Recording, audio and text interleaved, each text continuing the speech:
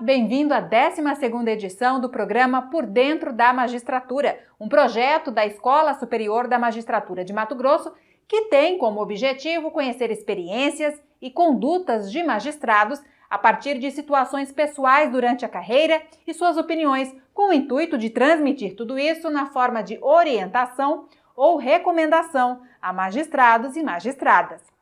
Hoje vamos conversar com o desembargador do Tribunal de Justiça de Mato Grosso, Rui Ramos Ribeiro, de 63 anos. Formado em Direito pela Instituição Toledo de Ensino, em Bauru, foi aprovado para a magistratura de Mato Grosso em 1986 e, por merecimento, no dia 16 de dezembro de 2004, foi promovido a desembargador do Tribunal de Justiça de Mato Grosso, tendo atuado como vice-diretor da ESMAGES de 2007 a 2009 e como diretor entre 2009 e 2011. Simultaneamente, foi diretor da Escola Judiciária Eleitoral no biênio 2009 e 2012.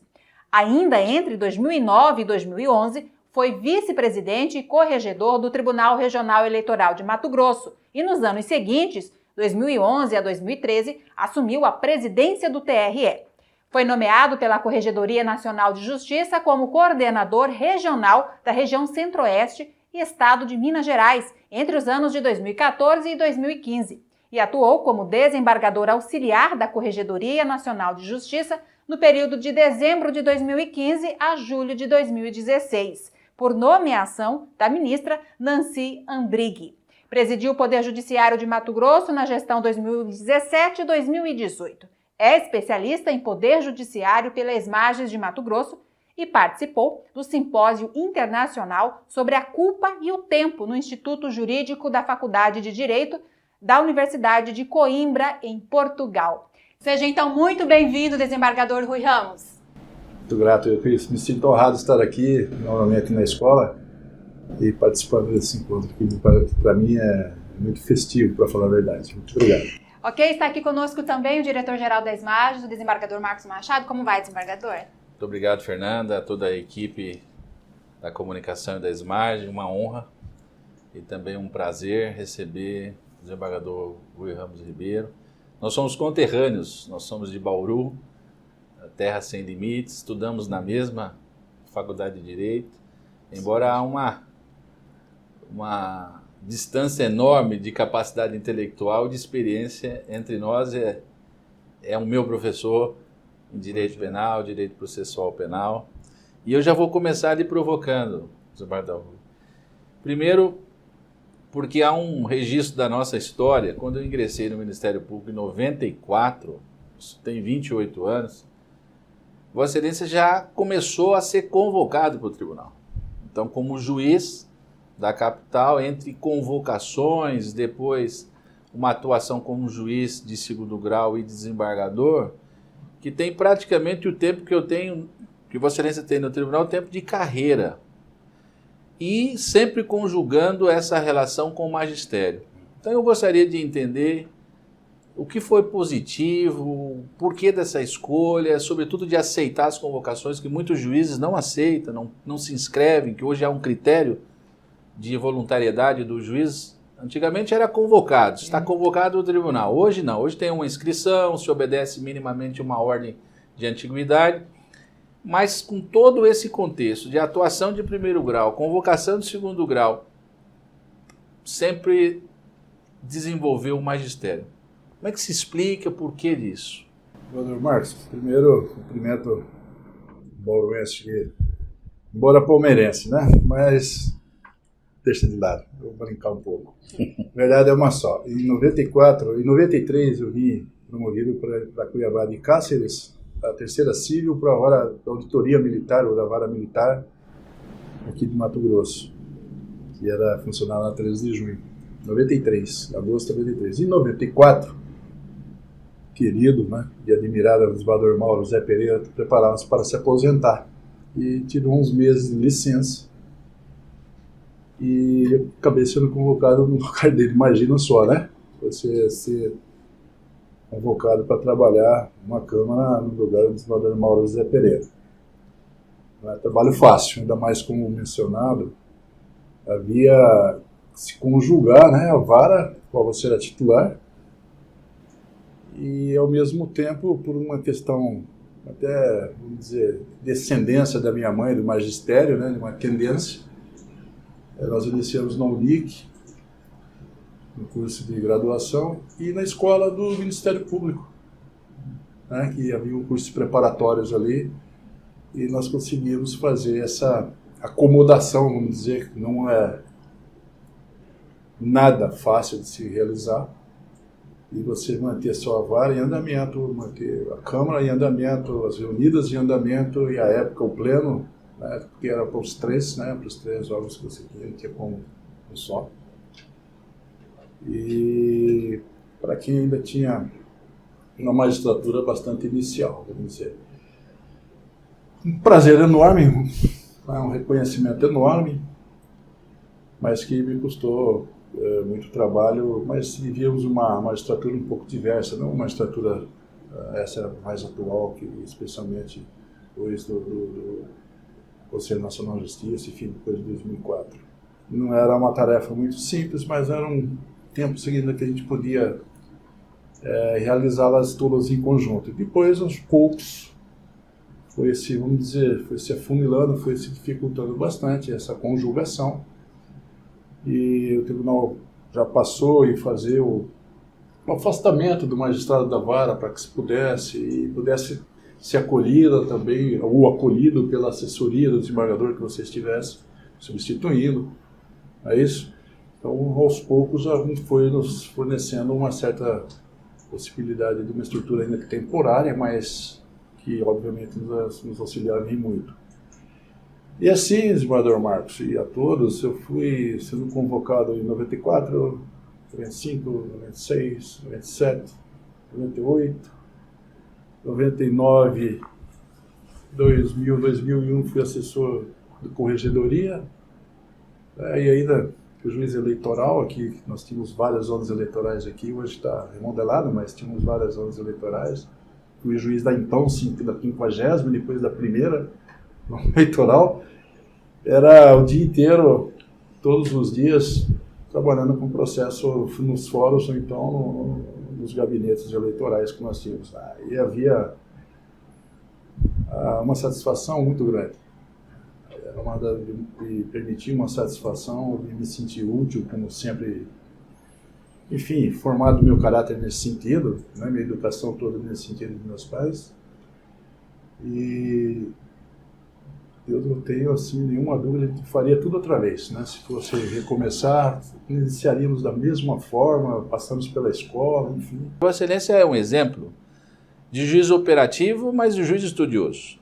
E eu acredito que o magistério tenha lhe dado, impulsionado a continuar estudando, não necessariamente ser professor, como Vossa Excelência exerceu com maestria, mas manter a capacitação continuada, que me parece que muitos, após o veteranciamento, entendem que devem fazer aquilo que a consciência determina, são inamovíveis, são vitalícios, não acompanham a evolução, a atualização, dão as costas para toda a atividade pedagógica. A própria corregedoria reúne exemplos de decisões teratológicas, de anulações de sentenças, de declaração de nulidade de decisões, e a situação fica por isso mesmo. Porque não há também uma busca correcional disciplinar, que não me parece ser o caso. Mas eu quis destacar esse exemplo de Vossa Excelência que precisa ser conhecido. Desembargador Rui, o vosso pai foi advogado, a história já do magistério, então, é da sua mãe. E essa escolha da magistratura em Mato Grosso? Olha, se você me perguntar 10 vezes, eu vou te responder 10 vezes da mesma forma. Por que decidi vir para cá? E por que a magistratura? Porque a magistratura era o fim último. A ideia era, algum tempo no Ministério Público, talvez pela concepção à época que nós tínhamos de que seria mais adequado, né, iniciar pelo Ministério Público, dar a responsabilidade da magistratura, os afazeres, as privações da magistratura, né? A razão foi uma só, foi o prazer de conhecer Cuiabá, de conhecer Mato Grosso, ainda que fosse Mato Grosso em 1986. Para quem está há algum tempo aqui, sabe fazer bastante a distinção. Desembargador Rui. E ser útil, como eu te disse, lá mais um, mas aqui com marcas que estavam vagas sem juízo. Cidades, ou 2, 3 cidades, que nem Rosário Oeste, Sorriso fazia parte do território da comarca de Rosário. Sorriso. Na época, melhor vir para cá, seguir a vida por aqui. E não saiu mais, né? E não saiu mais, nunca mais pretendi fazer um outro concurso. Continua fazendo, vai para a Justiça Federal, porque eu tive colegas que foram para o MP de São Paulo, depois foram para a Magistratura Federal, para a Procuradoria da República, né, que eram contemporâneos nossos de concurso.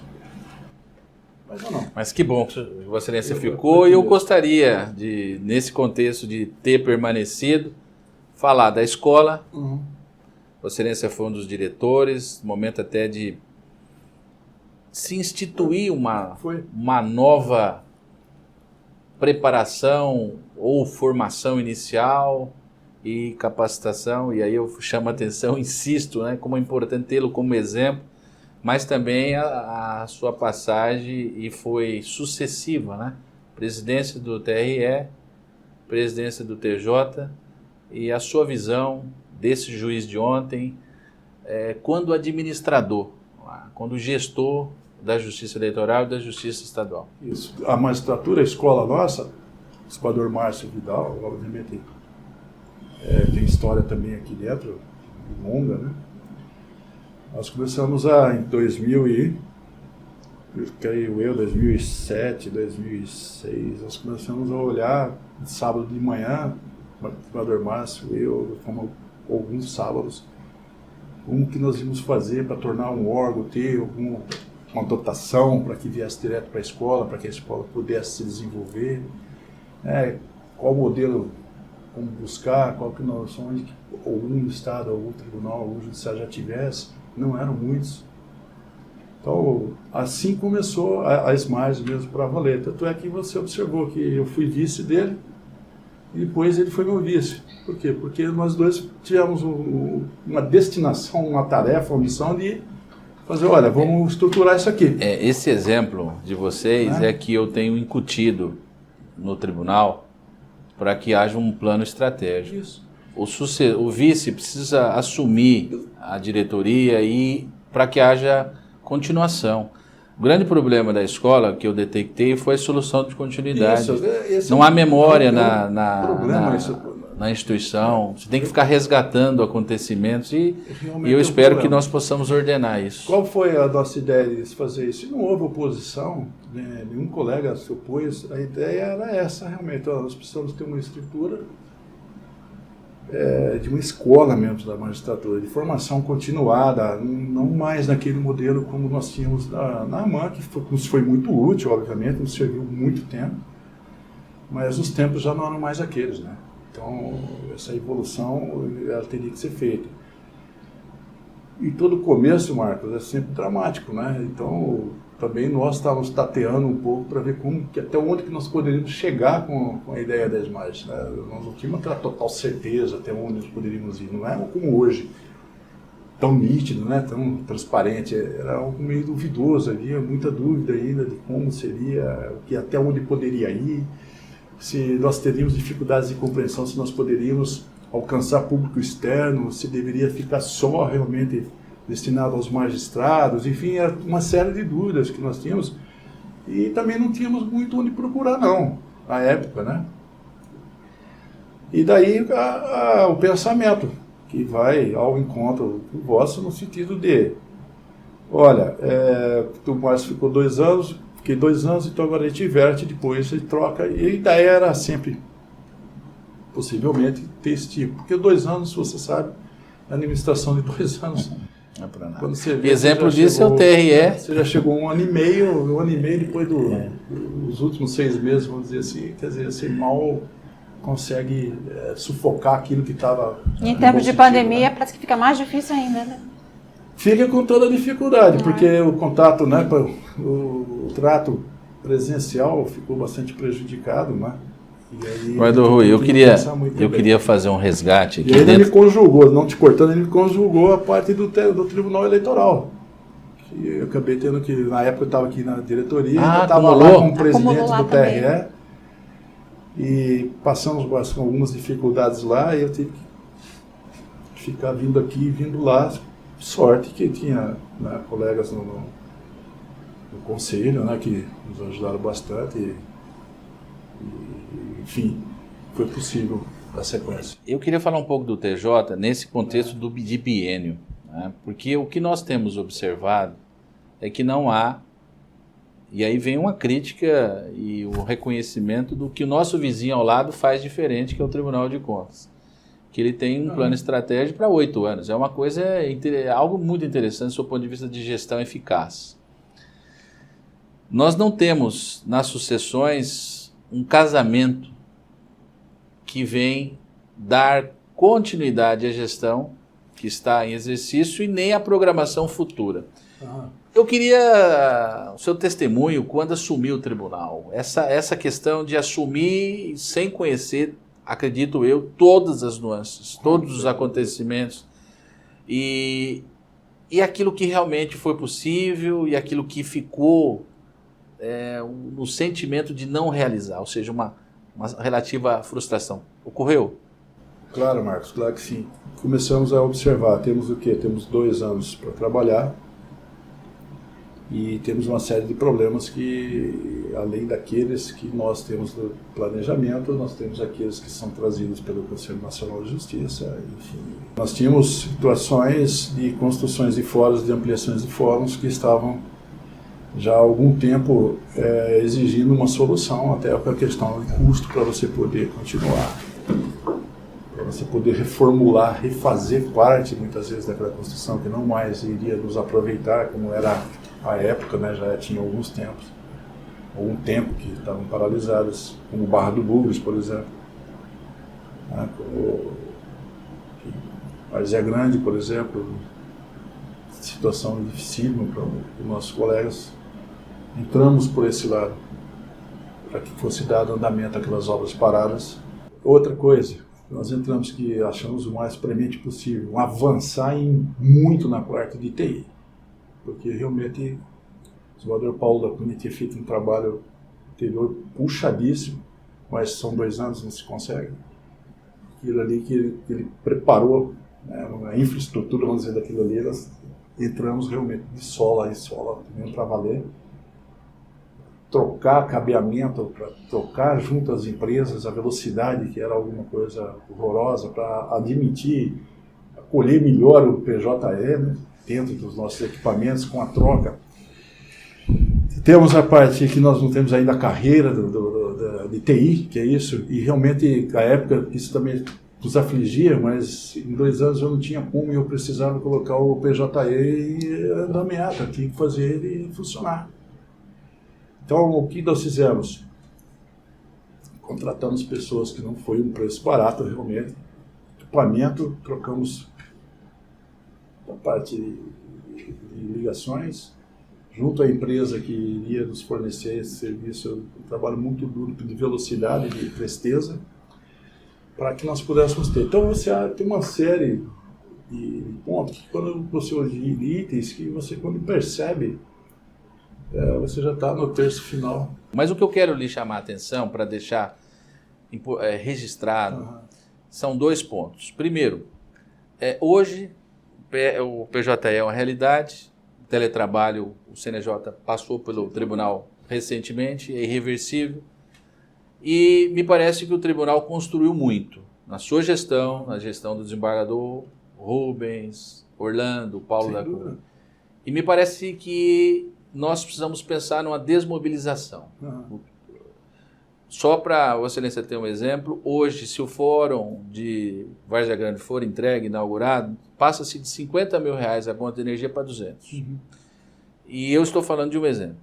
E a segunda, que também é uma curiosidade e até uma provocação, considerada a sua história de um juiz criminal, porque foi um juiz criminal e sempre no tribunal buscou atuação criminal, tanto é que voltou da presidência, imediatamente procurou uma permuta. Sim.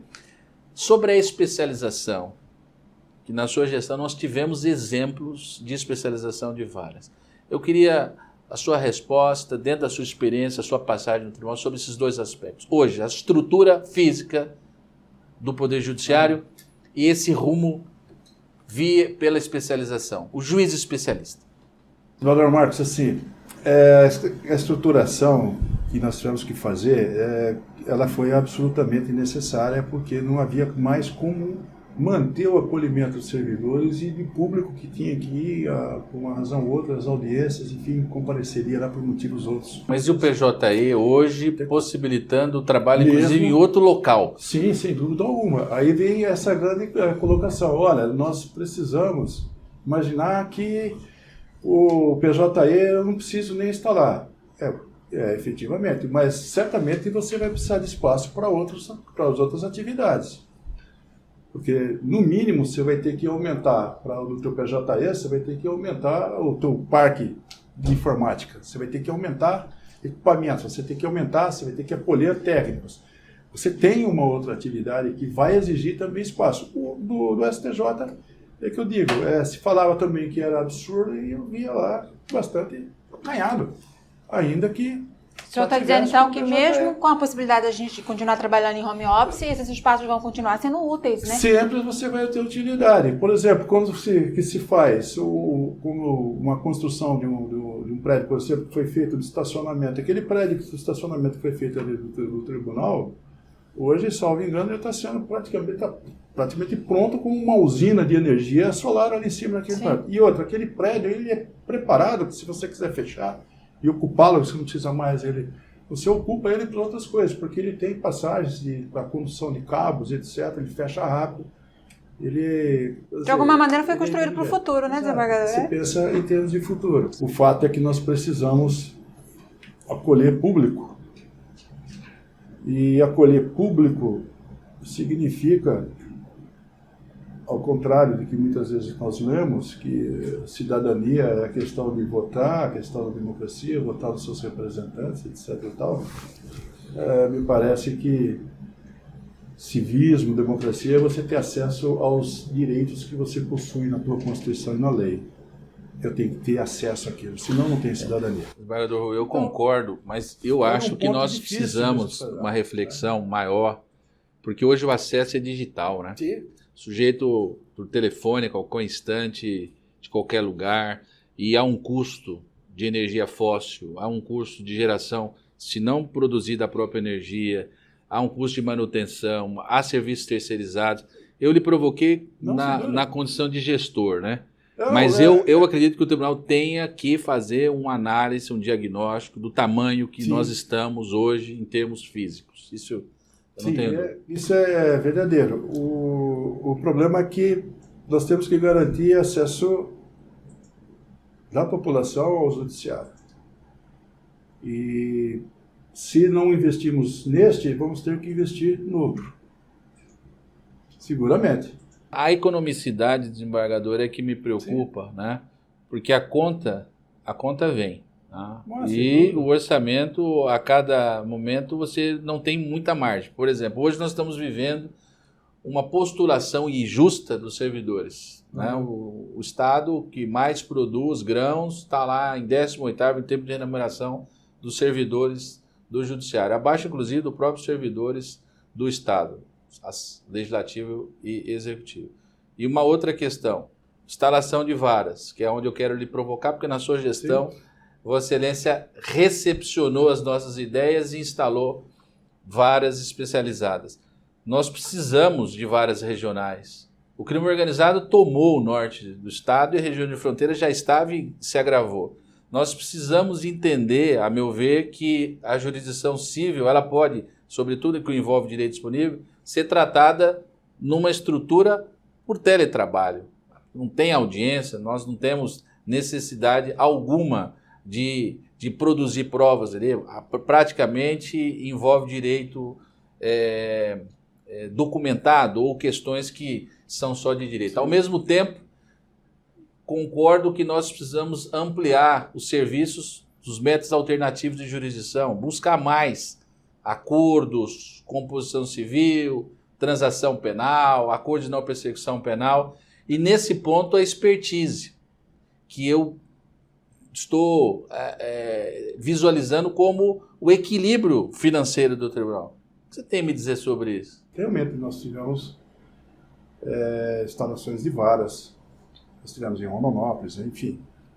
E estamos aqui para fazer apresentar o hall, né?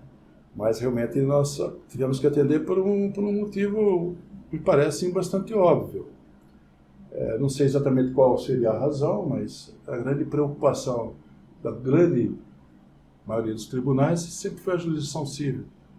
Talvez porque quantitativamente fosse maior. Nós temos, vamos dizer, caminhões de inquéritos e de ações penais que não possuímos réus presos, que na verdade ficam no momento mais oportuno, em face daqueles que estão ali já com prisões cautelares decretadas.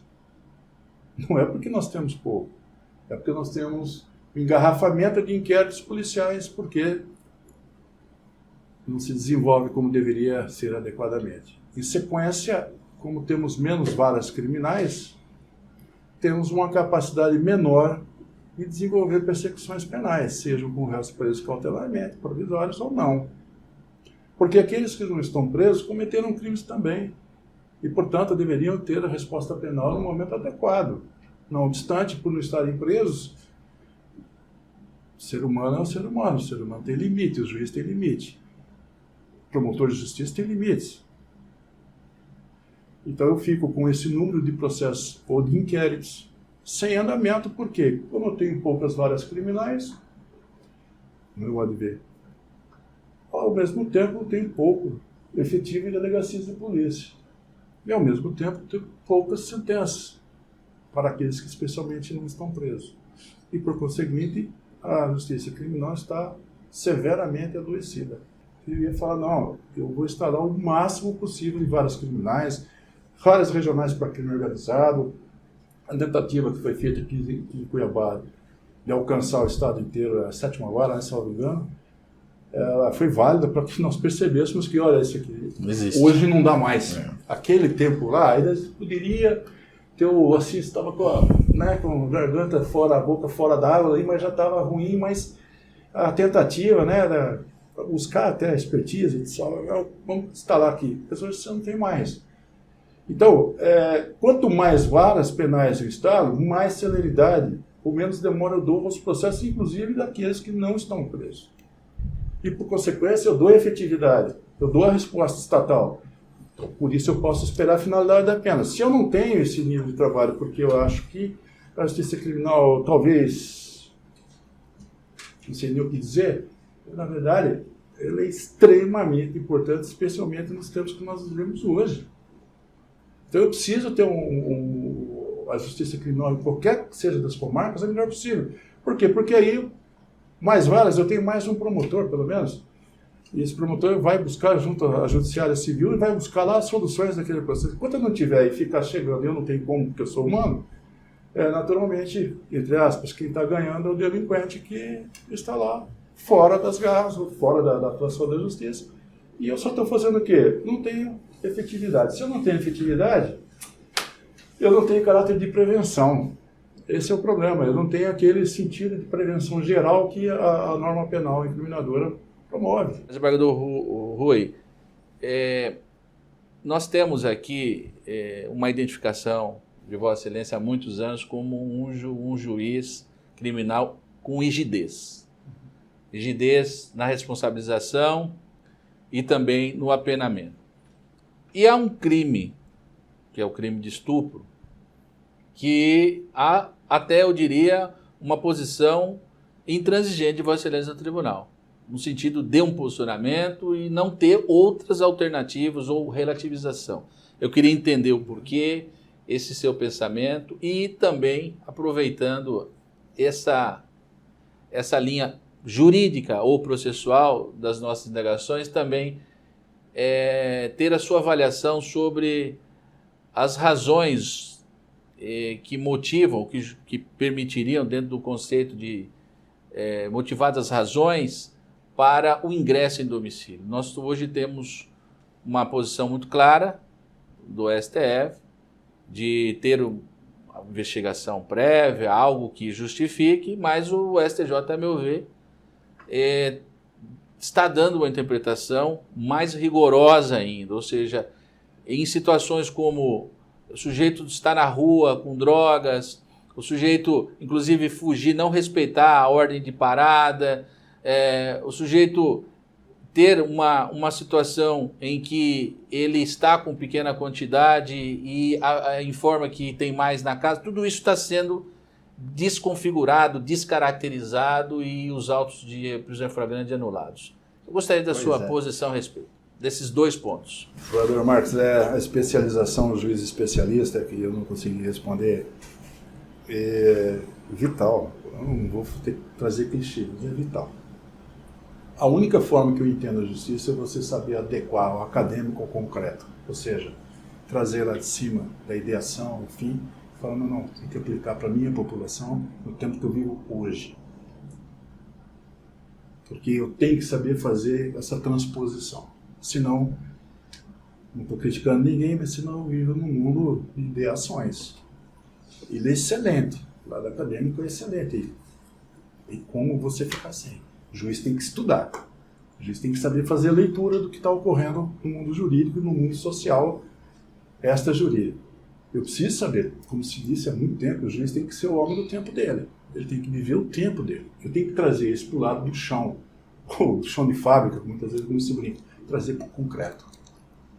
Como que eu vou traduzir o direito de uma forma útil à sociedade que vive sob o prisma maior, que é a lei constitucional e infraconstitucional.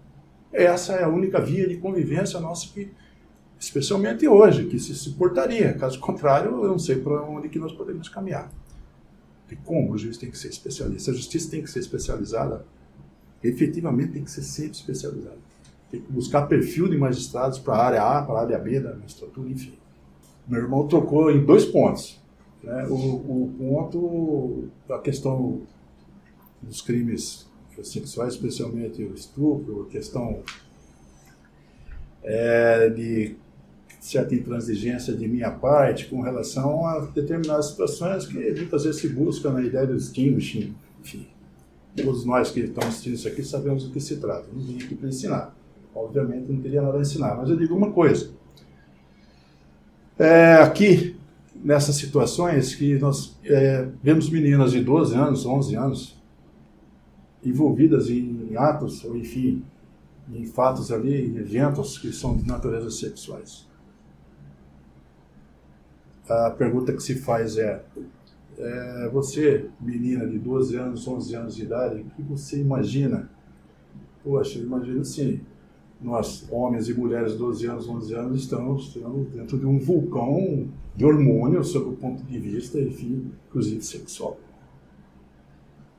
Cerebral no córtex pré-frontal, enfim, naquela região do prazer, do deleite, da satisfação, altamente comprometendo os nossos pensamentos, os nossos raciocínios. Enfim, ela é vítima. O que ocorre? Ela se envolve com alguém de 19, 20, 25 anos e 18 anos, 17, enfim, às vezes mais velhos. E por uma razão ou outra acaba tendo atos sexuais, enfim, uma vida sexual. E ao buscar, na maioria das vezes, no meu modo de ver, socorro à família, a resposta vem muitas vezes assim: olha, você está vivendo assim, perdeu sua virgindade, às vezes você já está grávida, nós temos uma condição econômica muito difícil, e você vai virar como se pudesse existir mãe solteira, e é mais um, isso ocorre, mais um para que nós vamos ter aqui dentro, para ter que cuidar se você não se casar, se você não for conviver, se você não for viver luxuriosamente com fulano de tal. Marcos, isso é manipulação do menor, de um incapaz. É manipulação no ser humano, que não é feita só por quem atuou sexualmente com ela, mas ela é feita ainda pelos próprios parentes, boa parte das vezes. Você manipular uma pessoa de 12, 13 anos, 11 anos, envolvendo-a num sentido de que eu preciso preservar a família porque tem a ideia da família constitucional. Não, mas a ideia de proteção ao menor, de não ter nenhum nível de exposição ao menor, ela é também dentro do constitucional. Ela nos diz que é tarefa de todos você evitar qualquer nível de prejuízo à criança e ao adolescente.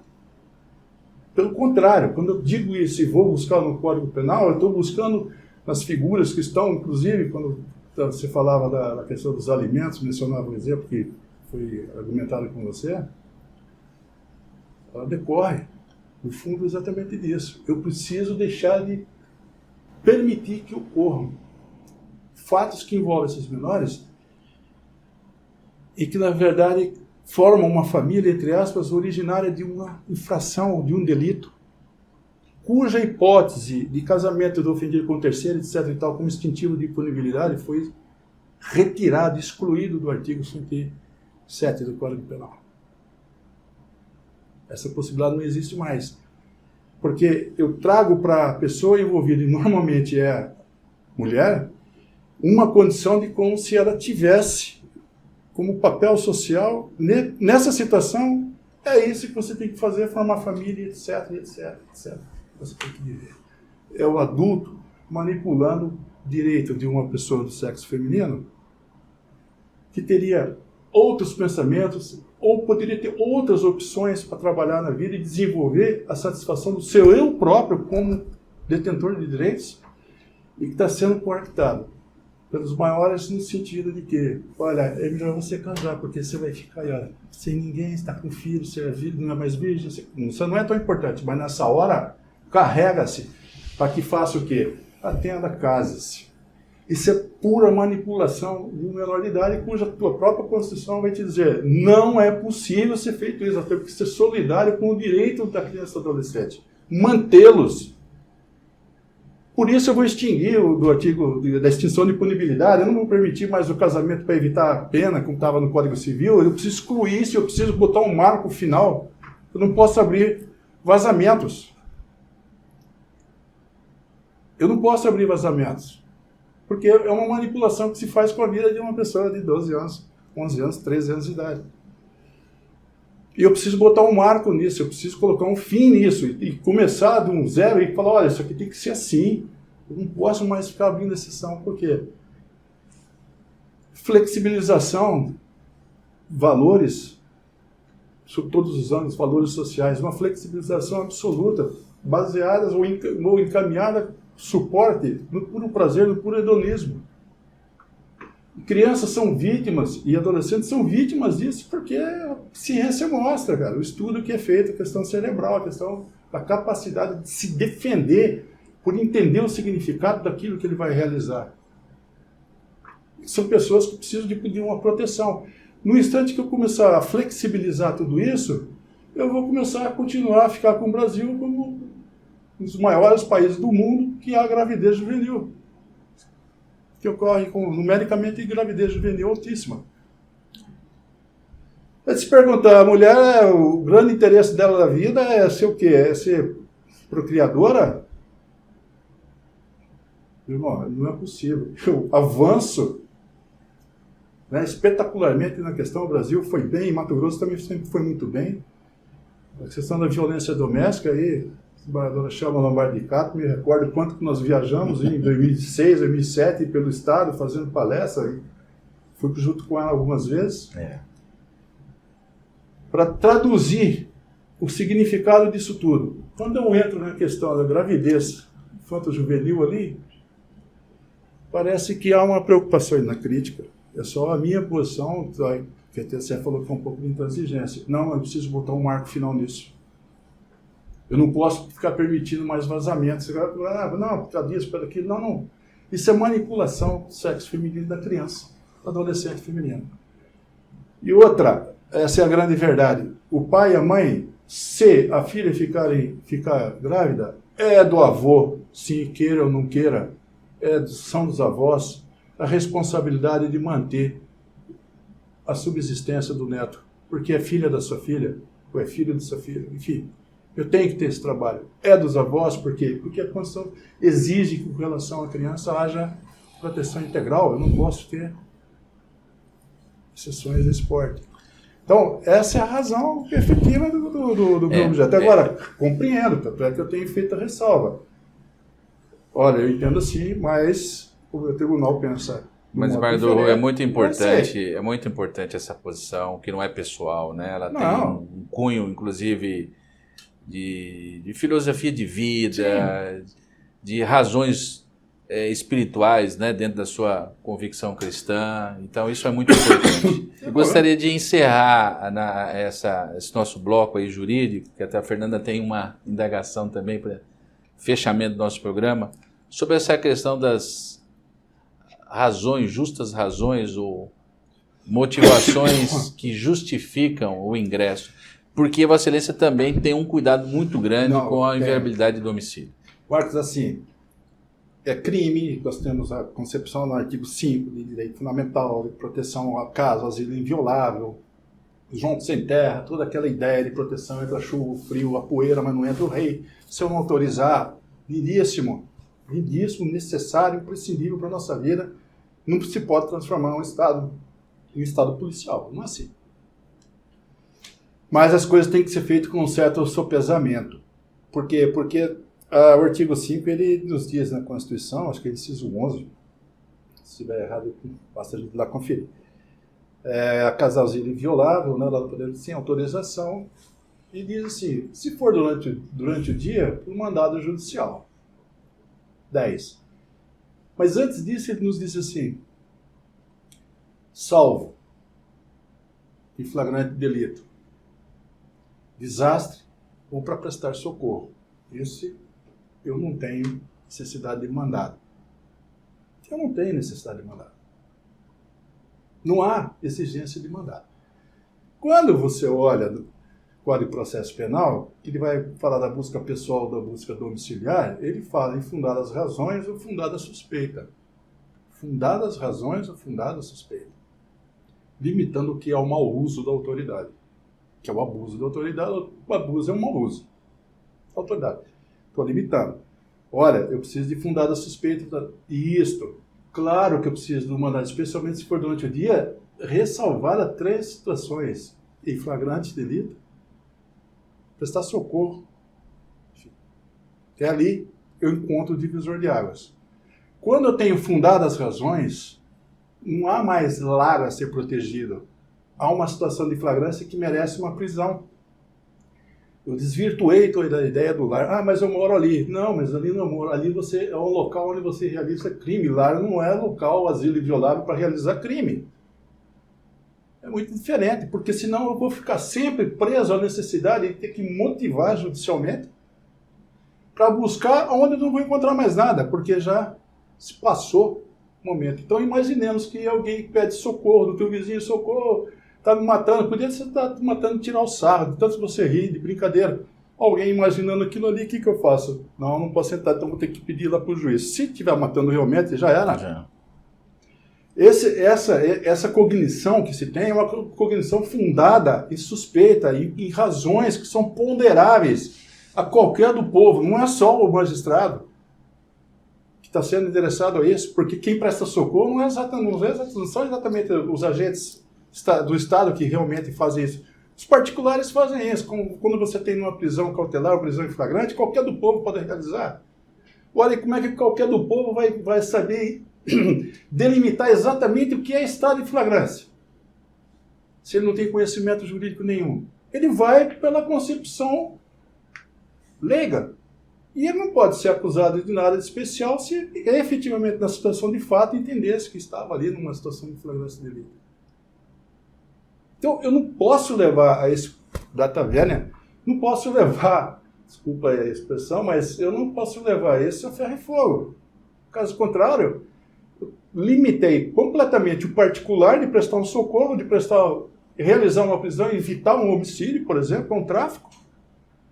Porque se é doido, você tem que ir lá pedir para o juiz. Mas pedir para o juiz até para fazer uma sindicância, vamos dizer, policial, no sentido de ficar acompanhando, vendo isso, vendo aquilo. Não. O policial trabalha com informações. Diz toda a jurisprudência, a doutrina, olha, as informações anônimas, etc., não servem para indiciar, mas servem para você fazer alguma coisa. Identifiquei, encontrei alguém com droga na rua, por uma razão ou outra, eu tenho uma fundada razão de que dentro da casa dele, já que ele está com uma droga aqui, estava próximo da casa dele, onde que ele esconde a droga no dia a dia, no normal acontecer das coisas da vida. No quintal, ou na parte de trás, na entrada, dentro de um armário, ou dentro de algum lugar, eu tenho ali. Você não está vendendo só aquela droga, você sai com um pouco. Fundada a razão, você tem? Tenho. Eu tenho que pedir ao magistrado para atuar, mantendo essa pessoa presa, para ele me expedir um mandado de busca domiciliar com outras pessoas lá dentro do imóvel que estão lá, que desaparecerá com toda... Rapidamente. Rapidamente joga no vaso sanitário, da descarga, e você está correndo atrás de um mandado. Não, o mandado é imprescindível quando você não está dentro de fundadas razões desta ocorrência de flagrância.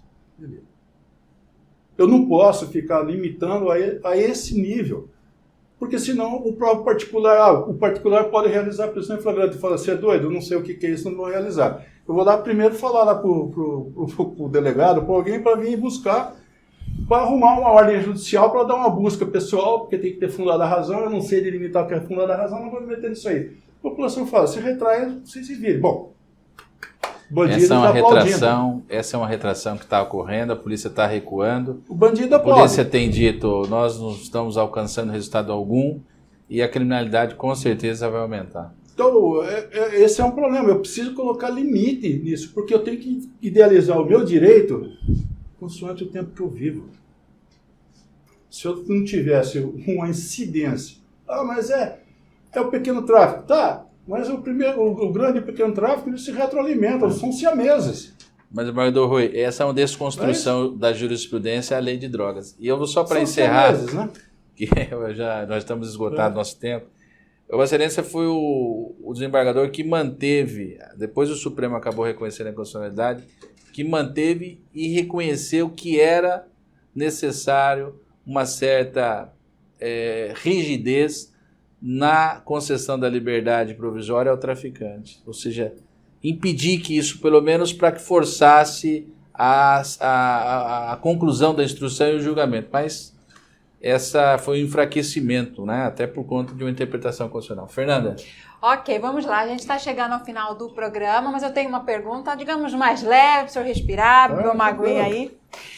Eu me lembro que quando o senhor foi presidente do Tribunal de Justiça, o senhor recebeu muitas homenagens de instituições como a Polícia Militar, as Forças Armadas, Exército, Marinha, eu mesmo acompanhei diversas, e o senhor fazia questão de comparecer, de prestigiar, de estar lá, né? O senhor também, a gente já disse aqui, teve à frente de uma vara militar. Salvo engano, o senhor também serviu às Forças Armadas. Sim. Ou seja, a gente percebe que ao longo dos anos o senhor foi construindo uma relação bem bacana com essas instituições. Lógico que muito por conta das ações, em parceria que o Judiciário tem, né? O exemplo do Ribeirinho Cidadão, agora do Araguaia Cidadão. Enfim, como é que foi essa construção? O senhor tem, digamos assim, um carinho especial por essas instituições também, né? Então, eu tenho exatamente pela seriedade com que eles atuam. Isso é inegável, as Forças Armadas. Eu posso dizer, se você, por exemplo, no UNOBEC estiver construindo uma estrada ou reparando uma estrada e o trator tem que estar ligado 5 horas da manhã, às 5 horas da manhã o trator vai estar ligado. E vai ter alguém trabalhando lá no trator. Tá certo? E diminuição, né, a racionalização dos custos são extremamente profissionais. Então são instituições. E hoje eu posso dizer que a nossa Polícia Militar, a Polícia Civil também, mas são instituições que evoluíram muito. E evoluíram no sentido positivo, responde ao que a nossa população, especialmente a sociedade torna-se honesta, pretende que seja servido. Então, você não pode, de maneira alguma, no quanto que você poderia auxiliar, pode ter sido muito pouco, mas negar muitas vezes a sua presença, o seu comparecimento e parcerias mesmo com as Forças Armadas, porque eles são bons, eles trabalham muito bem, eles são especializados, eles não são centros de política ou de politicagem, eles são para serem operacionais e eficazes. Fala-se muito da questão policial, eu não estou aqui defendendo violência, seria ridículo pensar isso de minha pessoa, mas é como se diz, todo mundo é a favor do desarmamento, mas quando sai o primeiro tiroteio, vira campeão do 100 metros raso. Porque sai todo mundo correndo porque não sabe para onde ir, porque não tem um nível de preparação e não sabe ter nenhum tipo de acesso à arma de fogo. Ora, bandido não gosta de morrer. Você não precisa sair para morrer, mas você tem que ter uma maneira de se defender. Mas quando sai um tiroteio, se vira corredor de 100 metros, porque a primeira coisa que você vai fazer é correr que nem um desesperado. Ora, você vai querer que precisa chamar a polícia precisa ir lá armada, etc. E tal. A polícia, a área criminal, é a primeira que nos atende. Se você não tiver uma polícia bem preparada, a tua tarefa jurisdicional fica extremamente comprometida. Você vai ter problemas lá, o promotor vai ter problema, todo mundo vai ter problema porque a tua polícia não é bem preparada. Naturalmente você precisa dessa conjugação, e essa conjugação é interinstitucional, e o judiciário não pode ser, eu tenho que estar fazendo presente, ainda que seja a contribuição, vamos dizer, mínima pela presença, mas é uma forma de você traduzir uma união que naturalmente, no sentido invertido, né, as organizações criminosas fazem muito bem, eles têm muita organização. E tem muita solidariedade entre eles e as regras deles são simples, eficazes. Não tenho que fazer licitação, eu não tenho que ter processo, eu faço tribunal. Se eu te prestei 50 armas e que aluguei para você praticar, você vai ter que devolver as armas com o pagamento do aluguel, não pagou, nós vamos para a morte. E assim vai se realizando. Então, eu preciso ter um acompanhamento com aquilo que nos é muito útil. Eu não tenho dúvida que as Forças Armadas as forças públicas de segurança, elas são extremamente necessárias, são absolutamente necessárias e eu preciso ter o comparecimento e a acomodação. E temos que estar sempre pronto para aquilo que nos é satisfatório, no sentido de ter utilidade, porque, como eu estou dizendo, não é crítica a ninguém, mas viver só de ideações acadêmicas, ótimo, mas eu preciso levar quem? Levar aquele que é o nosso destinatário, que é a nossa população. Isso é cidadania. Acessar os direitos que não são previstos na Constituição e na infraconstitucional. Caso contrário, não tem cidadania. Ok, eu queria que o senhor já se despedisse dos nossos internautas, de quem está acompanhando a gente. Na sequência, desembargador Marcos, por favor. Sim, eu agradeço, Marcos, né, a excelente oportunidade que temos de ter um diálogo dessa forma, né, mais tranquilo, cada um defendendo suas posições. E a vida da gente é toda uma escola, né? É uma história que a gente constrói e certamente nós procuramos construir da maneira mais de servir possível, porque somos, em última análise, servidores. Mal compreendidos, muitas vezes, passando por situações difíceis, mas uma coisa nós sabemos, do judiciário nós, o judiciário inclui, evidentemente, o Ministério Público, enfim, nós deitamos e sabemos que fizemos o nosso melhor.